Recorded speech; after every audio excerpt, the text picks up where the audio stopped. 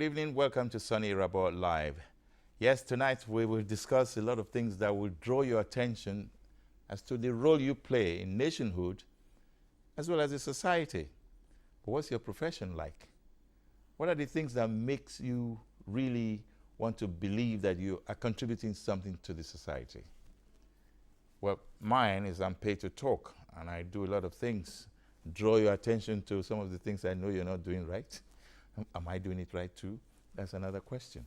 Okay, so tonight I have a beautiful lady, beautiful in every situation, fine, black, beautiful, FBB. She's my guest because she's creative. She's my guest because she's a mother. She's my guest because she does things that expect you and I to have or find value in the things we do. That means she takes joy in doing the things she does, and she does them well. Her name is Triumph Abigail Dominion. Again, where is that from? You want to ask me? By the time you hear her voice, probably determine whether or not she's from where you think she is. But by the time we meet her, you'll now know the truth about who she is, where she's from, and what she actually does. But let me guide you a bit. She manages events. She makes movies. She writes. She organizes a lot of other things. But she plans in a way that you and I, again, might be wondering, how does she put it all together? She's a bundle of so many things, but she's expert at them. Triumph Abigail Dominion, my guest. You're welcome to the studio. Thank you. Now, by the time they hear your accent, they say she's an American. All right. So are you an American? Technically. Technically, okay. Yes. All right, let's break it down. Okay, my mom was Caribbean, Caribbean. Jamaican. Okay. And Okay, that's from the Americas, not yet an American. Okay, go on. She was born in New York, but she was a U.S. citizen. Okay. Grew up in the Virgin Islands, but she was Cuban Jamaican. Cuban, Jamaican. Yes. And my father was Cameroonian Nigerian. So we've now covered 4 countries, yeah? Yes. So where are you from? Haven't said all of those. I would say I'm from heaven because it's a whole combination of everything. Yes. Well, you're welcome Yes. to Nigeria. Thank you. I know you've been here quite some time, for Yes. some time, more than 3 years. Yes, about 3.5 years. Okay. Yes. And you've been doing things. I just wanted to find out from you, what are those things that stand you out as an individual who is playing a major role in Nigeria? Well, first of all, I do very diverse things. I'm an advocate for domestic violence victims and also rape victims, female genital mutilation victims, and human trafficking. So we fight against huge. those. Yes. That's a big one, okay. And we encountered a lot of cases here locally. And I also do events, as you mentioned earlier. I plan them, and most of the time I draw them so that you see exactly how it's supposed to be. It looks nearly like a 3D, but in hard copy. Very common here, but yes, okay. Yes, but everyone who looks at the diagrams can fully understand exactly what the event is about. Okay. I do that, even the colors, the setup, all the decor, everything, and how the program is supposed to run. So I do it through diagrams. And in putting them as diagrams, how do the people react to it? What's their response to understanding what you put on paper? Well, when they look at it, most of the time I hear, oh, this is self-explanatory. Okay, but do they really understand it like that? Well, some do and some don't. You know, when someone has that blank look in their eyes and they're like, oh, yeah. I said, did you understand what it was about? So some people, for the most part, some people they understand what it is. Yeah. Because the way I do the drawings and label everything, it is pretty That's self-explanatory. meticulous, Yes, when very you label meticulous. them, it makes it a lot easier. Yes. So they pretty much can look at it and okay, I understand what this is. But I'm curious about the execution of those plans. Okay. You've laid it out as designs, plans, and identification and all that. Do you get people to break it down and build it exactly to precision like that? Or do you have to Yes. extra supervise? Well, I usually, the way I draw the diagrams, everybody who is probably an artisan or whoever is a part of the team to construct it pretty much understands, because I break it down where you know exactly what materials need to be used. I get pictures, actual pictures, so that they can understand exactly what I want. And I even put measurements. I Good, just put everything, so that they have a really complete idea of what I'm looking for. Okay. So that's how I do the diagrams. That's why I said it's self-explanatory. Because most of the artisans look and they say, oh, you want this, or you want a thatched roof, or you want this look, and you know, so it really helps. But I am very detailed in my diagrams and the way I explain each That part of takes it. time, doesn't it? Oh yes, The it does. details about it. Yes, it does. So It does. if you were to put an idea of, for example, I'm trying to do an event in, say, December, Yes. maybe last week of December, which is the most active month of the year, period of the year. Yes. How long should I be preparing for an event that's taking place in December? Well, usually we take a year because we want to take our time to have everything perfectly done. But we also have crunch time events. Crunch time. Yes. Okay. What do you think you get here? Crunch or? Well, a right year? now it's crunch time. So- Nigeria is a different ball game. Really? Yes, it is. So now I know why I asked the question. So, well, in dealing with Nigerians, especially clients and then the people who are going to help you build them, Yes. do you have reasons to say you regret or you wish it hadn't happened this way? You know, things like that. When I got here, yes, I had a problem with this. A lot of people that I met, first of all, they have no time consciousness.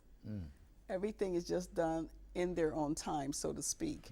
But I did meet quite a few people that are really serious with what they have to do and their craft.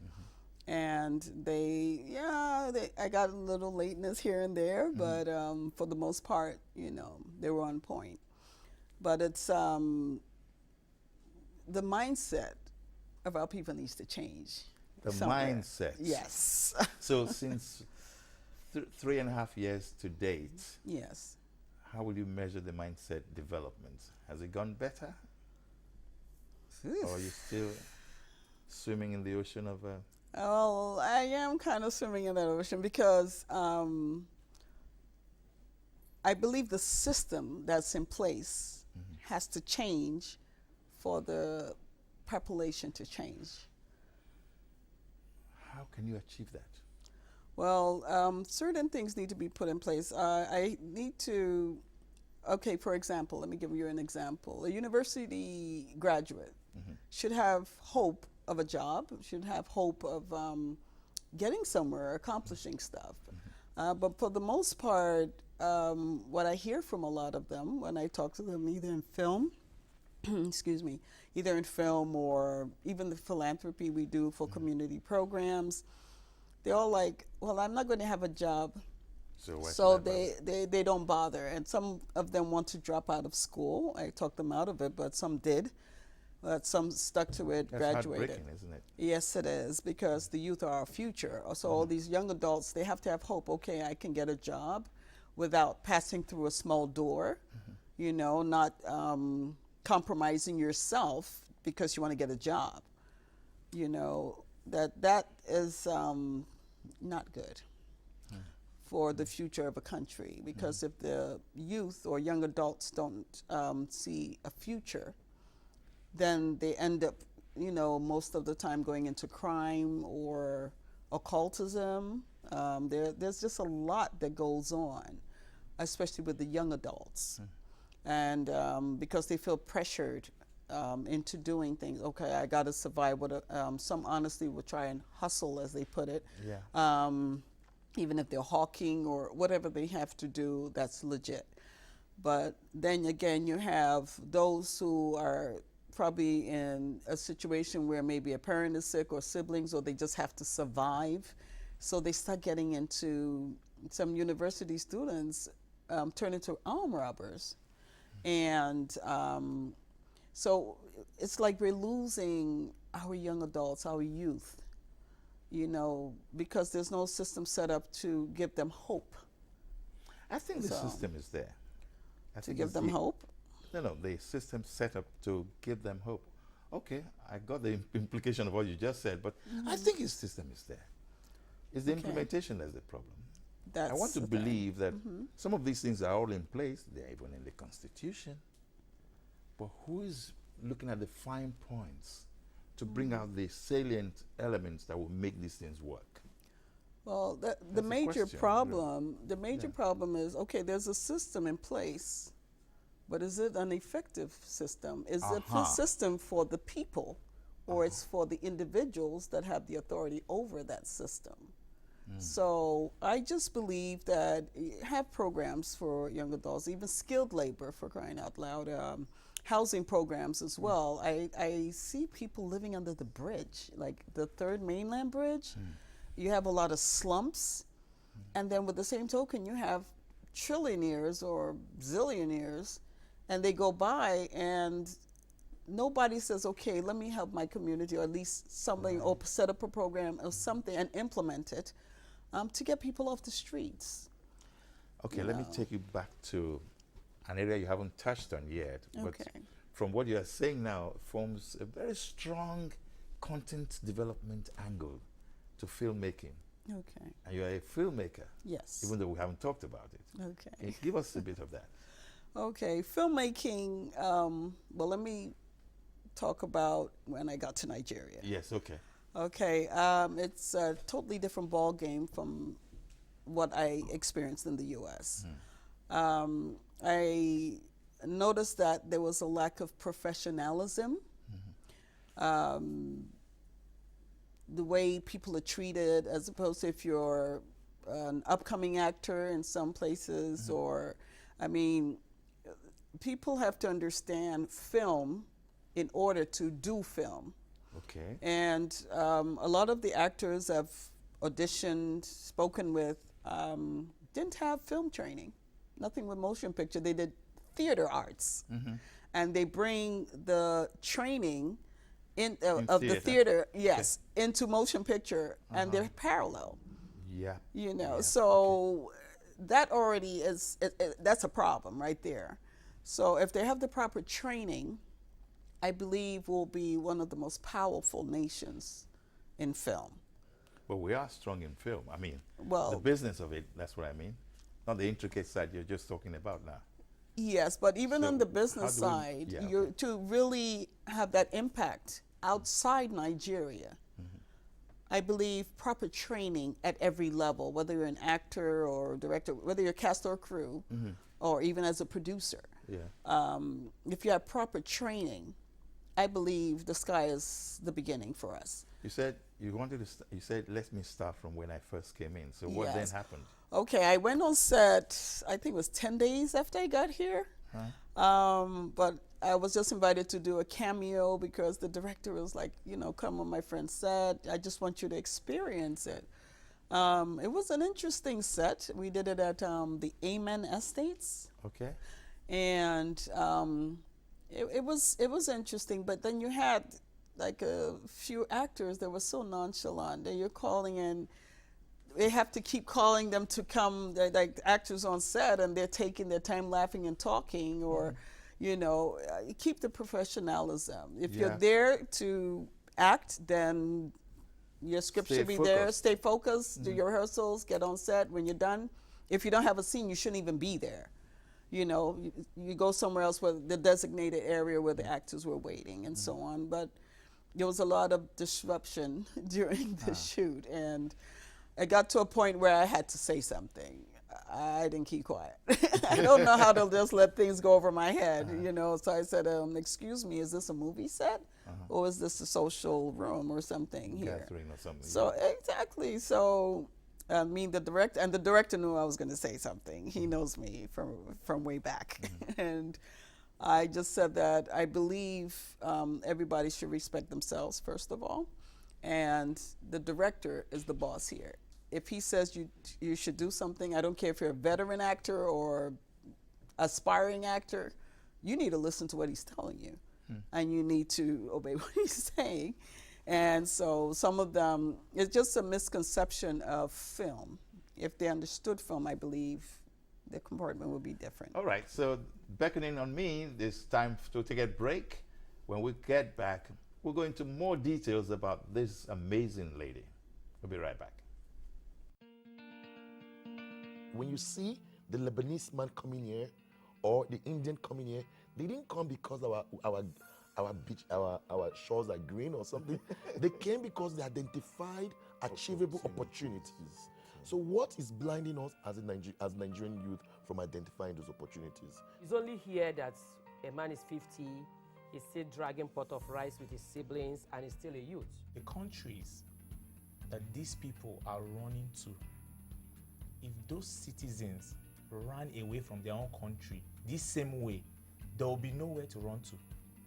Stay in your house and fix your problems. When you negotiate the price of greatness, you settle for mediocrity. Every nation that you see people highly patriotic, they've been taught, it's been ingrained in them from birth. You meet the average American, he's almost arrogant to a point. Back in the day, in the 60s, when I used to beg Nigerians to come to school abroad, people would go out in Europe, and when the people in the shop saw Nigerians, they would slam the door shut because we're ready to spend money. You know, we don't have that anymore.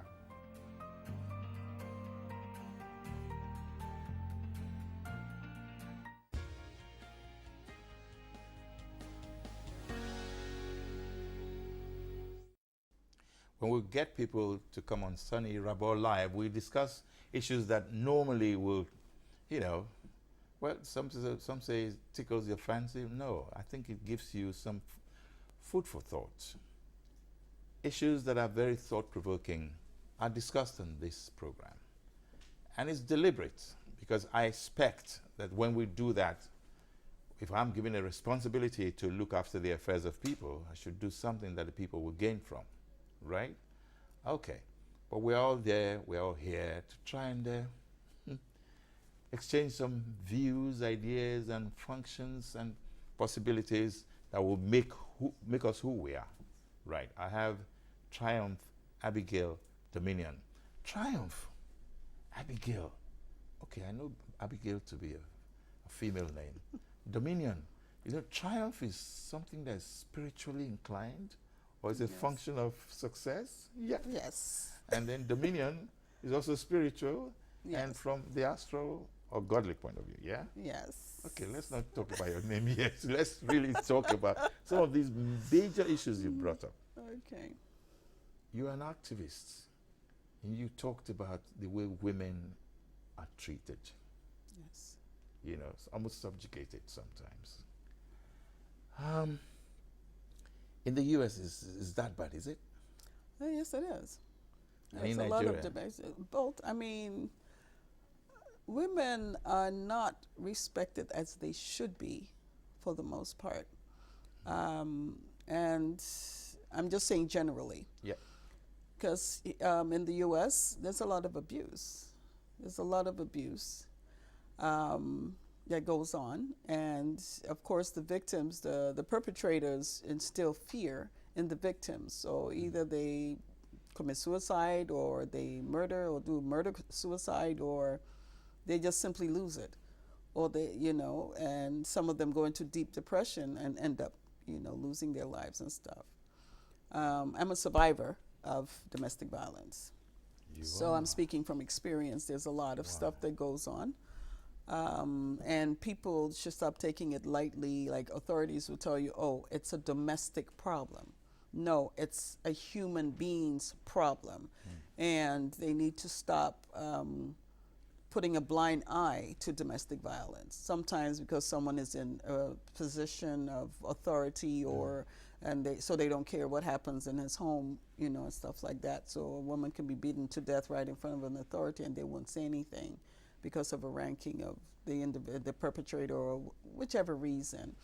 But I believe women should be respected more. We're not material. So it's like you're saying that what has been put in the Constitution as a guiding principle, if you like, of how human beings should be treated equally. Yes. I say, love your neighbor as yourself. That's the Yes. Christian dictum, right? Yes. How come, therefore? Because what you just said about the U.S. is happening here in Nigeria. Oh, yes, it is. Suicide rate is high. Women are, in fact, our culture and tradition almost subjugates the Nigerian woman. And I think you may have seen that yourself. Yes, I've seen that. Seen quite a bit of it. Last year we lost 2 victims. They were beaten to death. And I kept on telling the family members that were calling, I said, don't call me, call the authorities, because we have those emergency numbers. And they were calling me. And I'm like, the authorities have to be informed first before I even come in, so that they can react right So there, the there's response that team. wrong awareness as well. Yes. You know, the public is not properly put in the know of what they should do. You every know? time. I believe, I mean, if someone, yes, you're reaching out, you're scared or whatever it is, you call an advocate, but you're forgetting that it's the authorities that have the right to go into the situation. Then the advocates can show up. I can't just walk up to someone's house and he's beating his wife, or the husband is being beaten, because it works both ways. It's just more rampant to find the woman being the victim. But you do have men who are victims, but they don't want to speak out, but they call me on the anonymous because they feel it's a shameful thing, or they feel that they're less than a man to say that their wives are abusing them, or their wife is abusing them.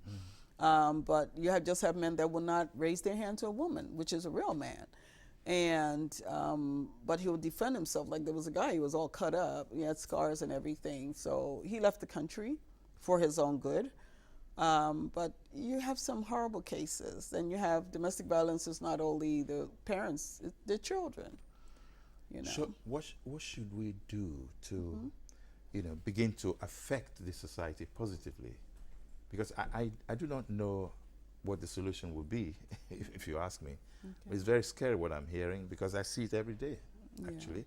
So how can we therefore get the public to become aware of certain civic responsibilities, especially when it affects how they should deal with their own, you know, relations, their peers, and their community?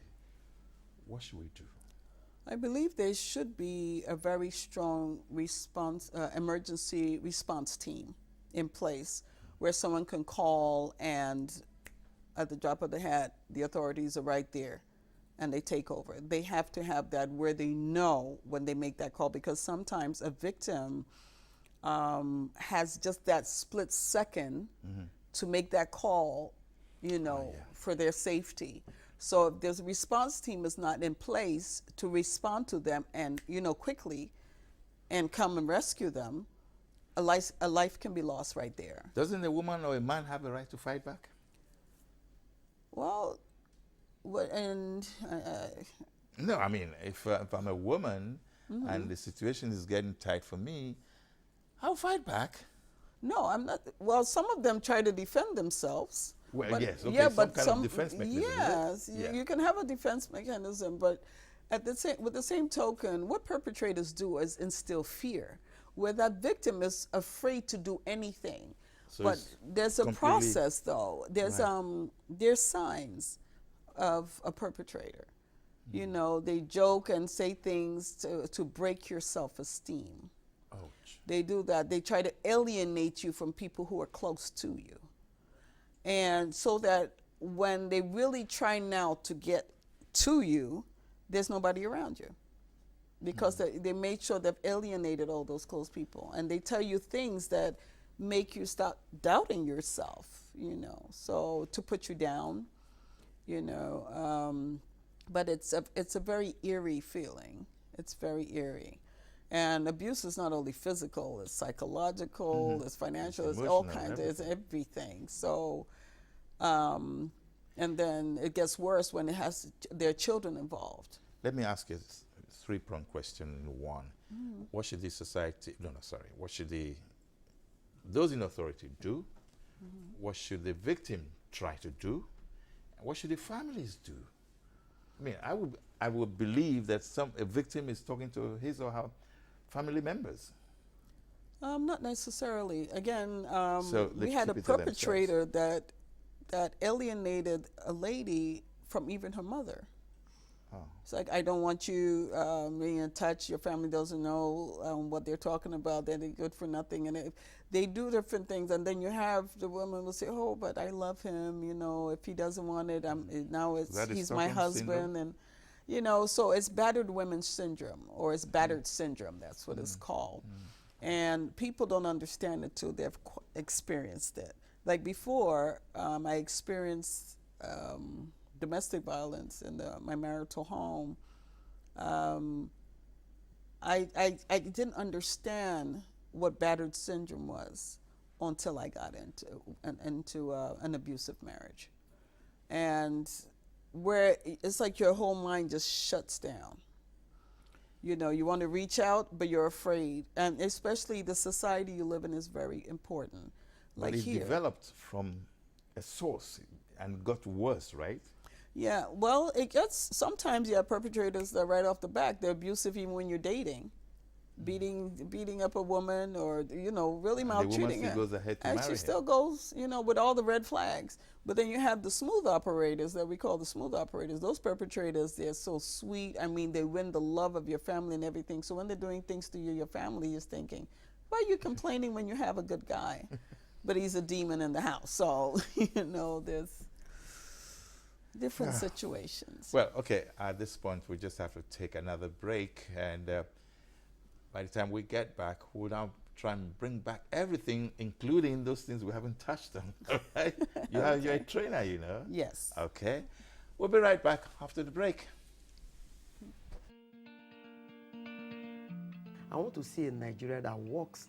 I want to see a Nigeria that whenever I leave this country, that I'll be proud of that passport. Lagos is a proof that Nigeria can work.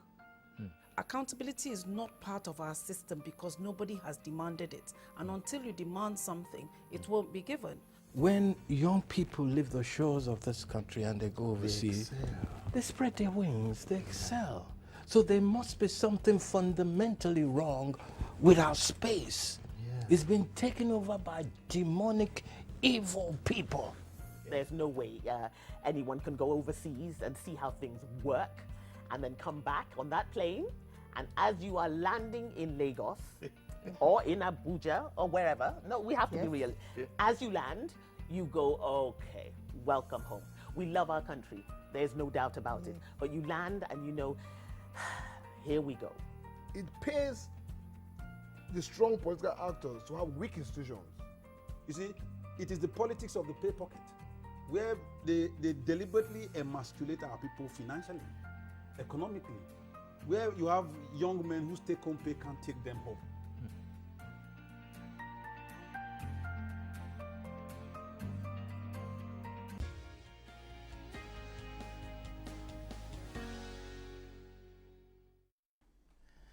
Well, I'm smiling because we're listening to the snippets we just got from what was played back a moment ago.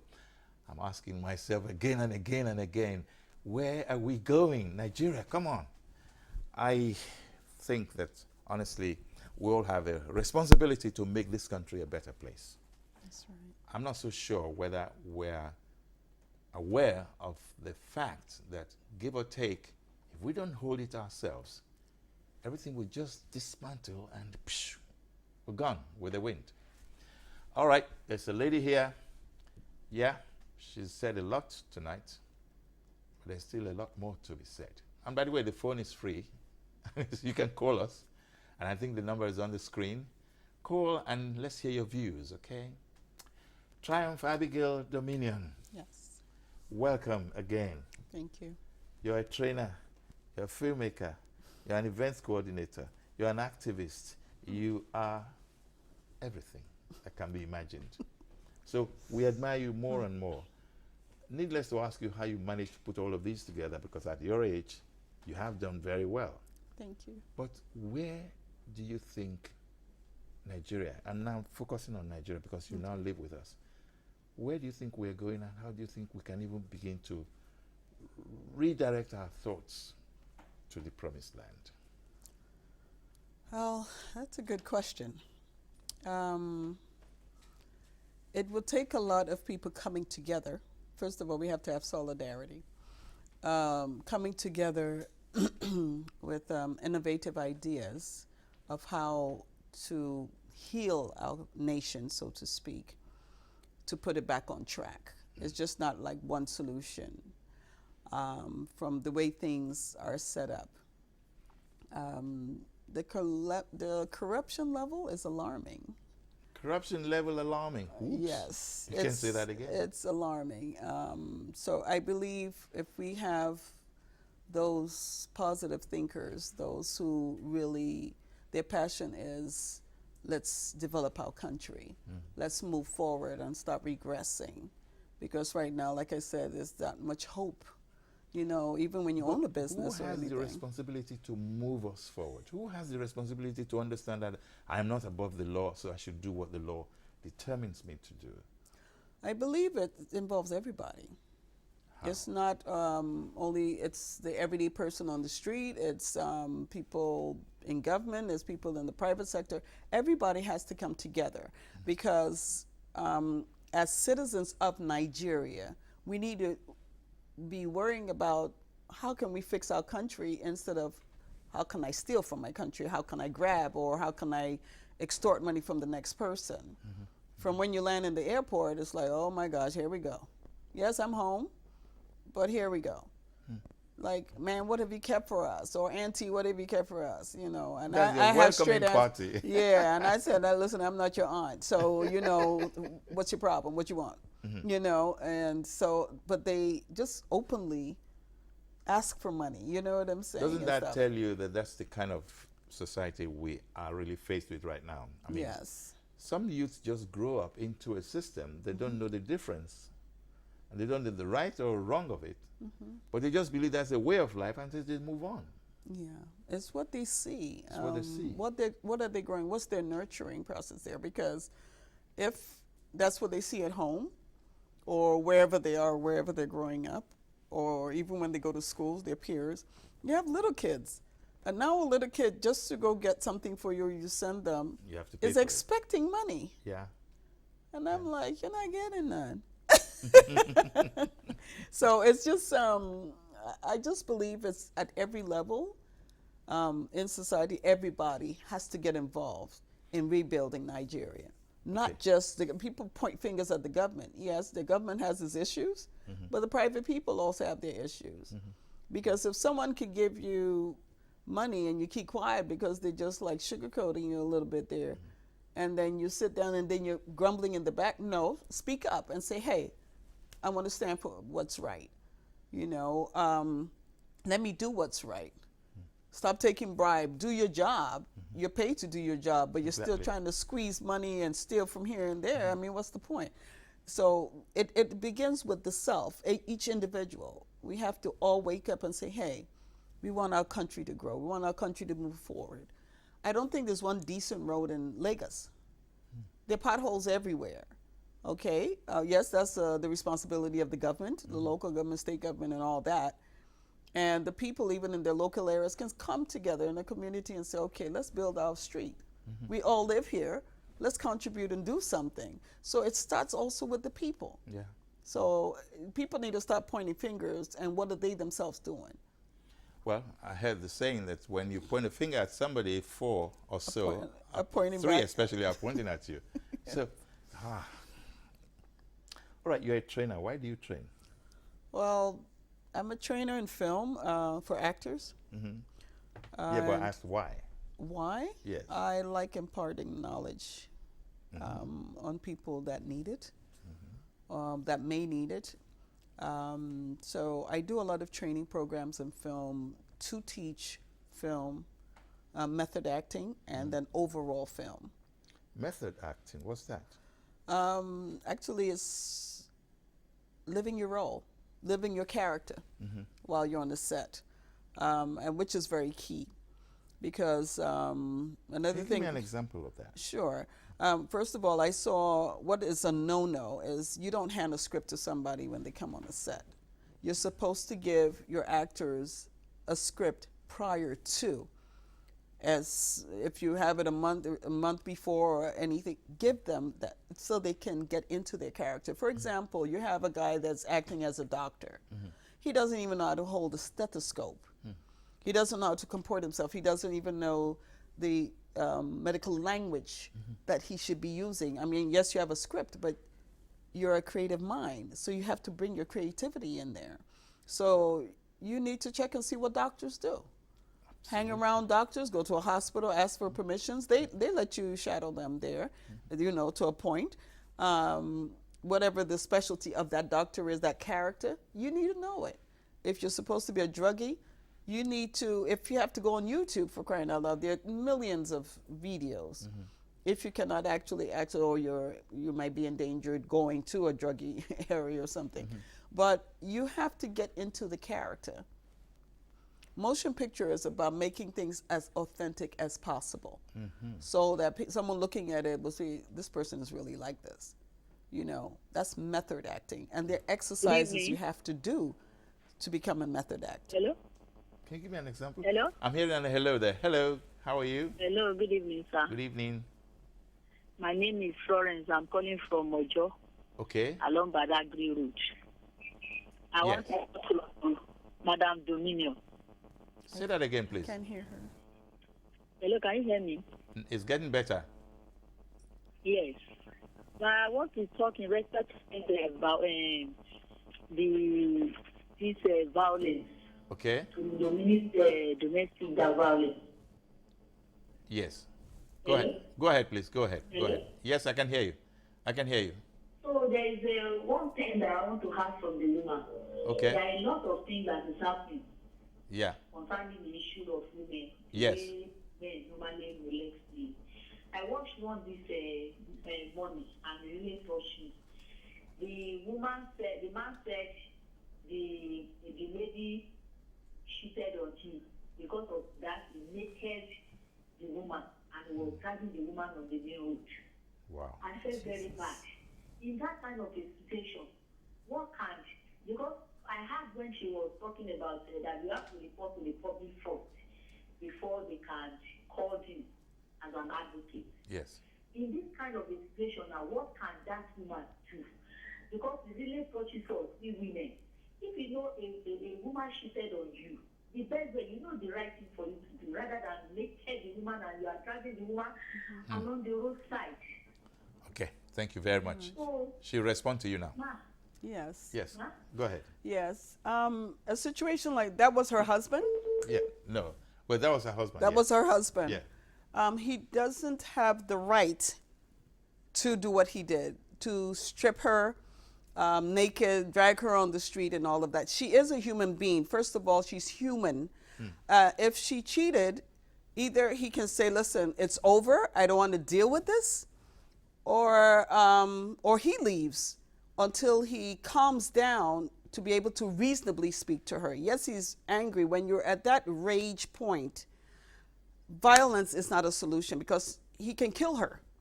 You're taking a human life. If you're upset at what she did, leave or have her leave. There's no point in killing or publicly disgracing somebody and your own wife. So a lot of men who even do things like that, because we had something similar in 2017, we came to find out that the guy had a whole different family. He had a wife and a whole different family. But yet he reacted to the woman that way. She's dead now. Sorry about it, but she passed away last year from beating. Wow. That's one of our victims we lost last year that was beaten to death. But he had a whole different family, a woman, and children and all of that. I mean, come on. So I looked at it like the anger was, he thought he was the only one playing, and come to find out when we started investigating, the woman didn't cheat. It was somebody who tried to cause commotion, and it happened to be the man's mistress. So how do you know? It's there are cases, but that was totally wrong. Even the authorities should have arrested the guy for doing that. He has no right. She's not a slave.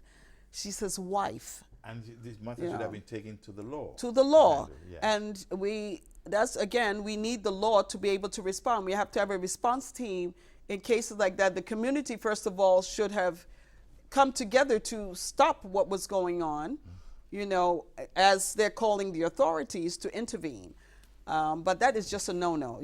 That's unacceptable. It's unacceptable. Okay, I've just been told that time is up. And, well, thank you so much. Honestly, there was so much to learn from you, but we'll have another chance again, okay? Okay. That's well, Soni Irabor Live has been trying to draw attention to the goings-on in the society, and I hope they got some lessons learned from this edition.